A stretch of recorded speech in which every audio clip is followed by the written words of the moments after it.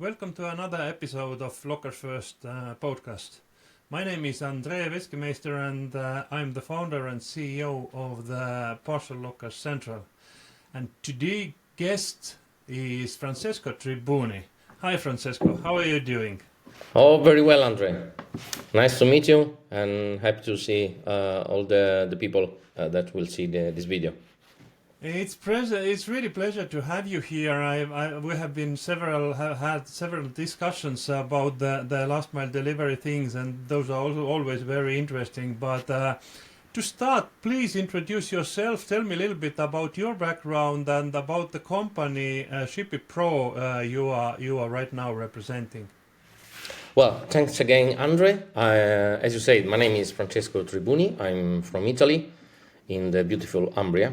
I hope to see you here soon.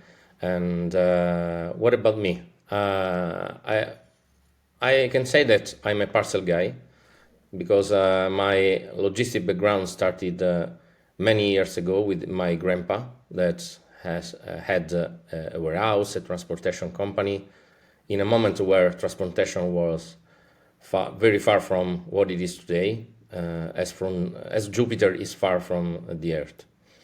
And by that, I fell in love with parcel and logistic, and it never stopped. I always read something about logistic. I follow people like you, and I've been working 20 years for the Italian branch of GLS, and it gave me a lot of knowledge about logistic, parcel, customer experience, and so everything that is related to parcel world and parcel business.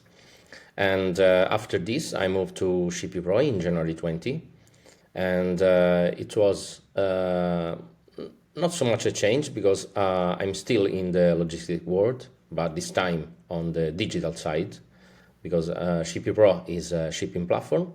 We are a collector of many technologies, from carriers, to sales channels, APIs, everything that is related to the logistic business that can help companies to ship easier and faster.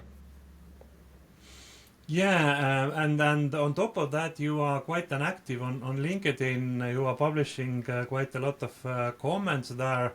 What I like in your postings always is that you will insert also your take about that. What you think about that? That is really interesting. You don't share only the news that anybody publishes, but this is really interesting to see.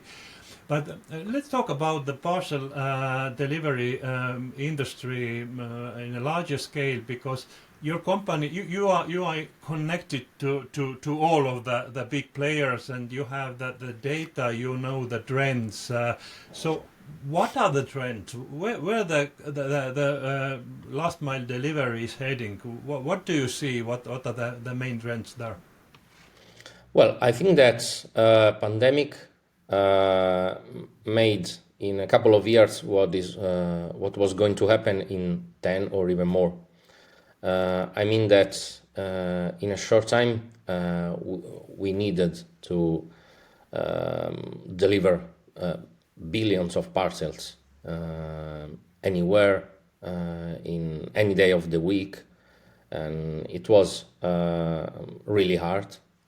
It was the beginning of my experience in ShippyPro, but I had the feeling from carriers they were struggling in terms of operations, in terms of technicalities, because it has been such a tough time. And this means that this move to very far from what is today, the need of new technologies, the need of aggregation. That means, for example, out of home. And so today I see that mostly three trends. The first of all is out of home. I think that not only in terms of delivery experience, that especially the latest two generations are very aware of. They like it, but it's also a need of carriers in terms of finance, in terms of operations. It's quite different to deliver 10, 20 or even more parcel to a unique point instead of delivering to one different point for each parcel. As you know, Andre, especially companies working 100% on out-of-home business, like Impost, Mondial Relay, and just a few others, can deliver 20 or even 100 parcel with one stop. It's something unbelievable for any other companies worldwide. And due to this, they have an unbelievable average price per parcel. And this is shifting millions of parcels every week from a carrier to another. And also it's a matter of sustainability. So I think that legacy carriers, I'm not saying this in terms of they are old. I say this in terms of their business model that was born many years ago. It's quite struggling to change, to shift volumes from home to out of home. But they will do. I'm sure they are able to do this. It will take a lot of time, maybe a few years. Also because it's not so easy to add or to control all points that you add to your network, especially the points that versus locker are quite different because you have people there. There is no a locker structure that can let you manage very easy the delivery. And together with this, the C2C, because again, for the latest two generation, it's really appreciated, and it's in line most of the time with their struggling with inflation, with a lower payroll, because we have to say this, most of the time it's someone that want to sell something because they need money, because they need to sell something instead of putting them in the trash. And the third one that is probably as big as out of home, it's cross-border e-commerce, that it's not only Asia to the rest of the world, but it started tens of years ago from a country to another. We have a lot of deliveries moving from Italy to Germany and vice versa, or from France to the rest of Europe, and so on. The one that we know for the most is probably Asia, let me say Temu and Shein, to the rest of the world, that today are delivering. I read an article a few weeks ago about 4,000 to 5,000 tons of parcels per day via air cargo, and it's a problem for the air cargo industry because they have no space, together with two wars that are putting pressure, especially in the Red Sea Channel for the ship cargo industry. So I see these three trends as the ones that will change forever the parcel business. I absolutely agree with you. And let's start from the last one you mentioned, to dive in a little bit about those platforms, and not only Asian. Let's talk also about Amazon. So the trend is that they are sort of big platforms, and they are trying to provide end-to-end solution from the purchasing experience to delivery experience. So they are sort of competing with sort of local carriers because they are establishing already their own network. So how do you see that trend? Platforms compared to smaller and not so smaller? Let's talk about Zalando and Asos. Yeah. They are very big retailers in the world. But what do you see the trends between those two business models? Well, I remember that during pandemic, Maersk, the biggest shipping company worldwide, used to say from factory to sofa, and it's exactly what Amazon started doing a few years ago. Then Alibaba, probably soon Temu and Shein, and or any other big retailers in the world. The model it's always the same. You start the business, you acquire a lot of customers, you start having massive volumes in terms of orders. You have a great power in terms of pricing with all carriers worldwide. You start delivering by yourself your orders, and at the end, once you start having some local structure in terms of delivery, you start selling this delivery capacity, and this is exactly what Amazon did with Amazon Shipping, Alibaba with Tainiao, and probably soon some others will do the same. And let me say, it's nothing new, because 100 years ago, every business used to deliver everything by itself. But then someone, and it was the real change in the delivery industry, started selling the delivery as a service. And now we are going back to the original model. And I think that now the real difference is in terms of volume, financial capacity, technology, because those, let me say, new carriers have a deeper understanding of what consumers want, where, when, and their hubs are absolutely managed by robots. There are just a few people versus what it was a few years ago. From my point of view, I think that this will have a big impact on the delivery industry for what we know since ever. Just to say that probably this year and in 2025 too, we'll see a lot of merger and acquisition in the parcel and logistic industry, starting from this. And why not between retail and logistic industry? Because Amazon and Alibaba are retailers and delivery companies in the same moment.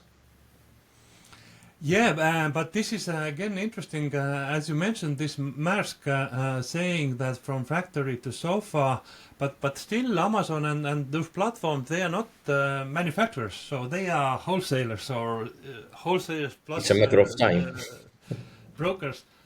So maybe the next phase will still be that there is going to be direct to customer. That is also a trend from the factory, and this gives also again possibility to dedicated carriers to allow that. But yeah, this is absolutely interesting situation. How the local carriers can compete with platforms end-to-end processes, and it brings us again to that out-of-home model, because this is one thing that the local carrier can provide extra for the customer, the convenience and also the price. So as you mentioned, the trend is there, the out-of-home is growing, but do you see it sort of overtaking the home delivery, or we will sort of set up in between the delivery methods, home delivery and home delivery? What is your prognosis? Well, I think that yes, out of home will be the first delivery service in the future, but there is a lot to do in order to achieve this. I mean, we are missing tens of thousands of lockers, That's the big question above all. Because there are not so much factories in Europe as in the rest of the world. For example, North America is totally missing out-of-home delivery for the moment. And what else? It's also a matter of free versus paid delivery, because someone still believe, but it's not a mistake. It's a perception from a customer point of view. When you think that you're gonna have free delivery, it's false. You have paid in your Prime subscription. You are paying this in the product. You are paying it as a fee, or it's the seller that, like Chinese cross borders are doing now, have such a lot of money to take on their own the cost of the delivery. But one day or another, you are going to pay this. So the real change is to empower more the out-of-home structure in terms of lockers, in terms of new points, in terms also of security, because the day that you're going to have billions of parcels delivered with through out-of-home, security will be such a topic. And this is where we have to work the most. About the delivery, free delivery and paid delivery, it's a fun fact. Actually, one hour ago, I posted in LinkedIn the same thought as you described now, because I just saw the DHL customer survey results. What are the biggest customer perceptions in e-commerce? And first was they would like to have free delivery. 63% of the customers would like to have free delivery. Second is fast delivery, and third is free returns. So let's say economically unsensible wishes, in a sense that there is no such a thing as a free lunch and free product and fast delivery. This is also very contradictory statements. So I'm in the same camp. I see that delivery has to be productized.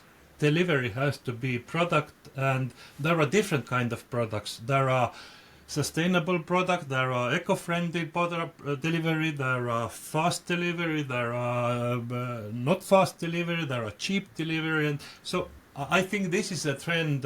Delivery will be a product and commodity as everything, and as again the technology evolves, the delivery methods will be adding on and on. More options will be rising from that. You're right, Andre, because since a few years, delivery it's a commodity, like water, like electricity. It's quite easy, but I don't want to diminish the value of the delivery industry, because I've been there since many years, and I know how hard it's this job. But yes, it has to be a product.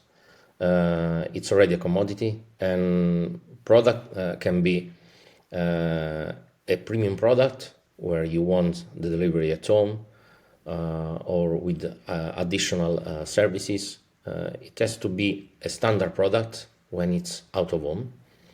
And for now, it's mostly for 10, 20 kilo parcels, nothing more, I would say.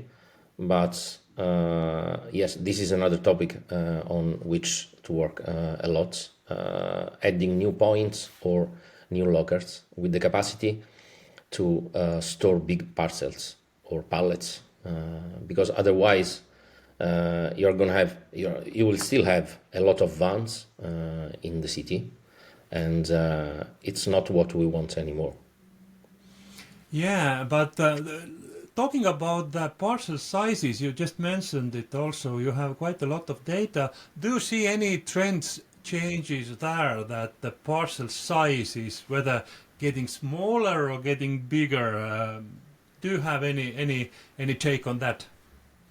Well, if production is able to change their activity and align to, let me say, like IKEA, and so that you can ship more parcels of the same product, and instead of one big parcels. This could be a solution, but it's not so easy to put in place.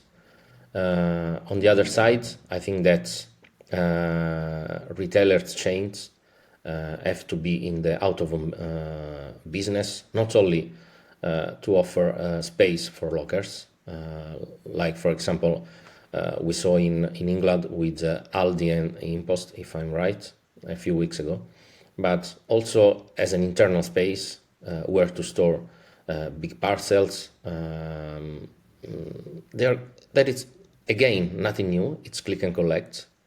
You choose to buy and to pick up in the place that you prefer the most. But if you want to buy, I don't know, a laundry or any other big machine that cannot stay in a locker for sure, or in a point, retailers are the right ones to offer this space.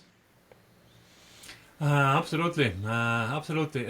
Listen, Francesco, it has been really pleasure talking to you. We have to wrap up. For end again, please give me a short description. Your work.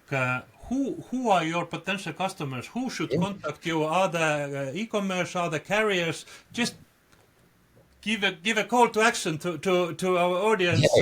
Who can you help? Well, as I said, ShippyPro is a shipping platform.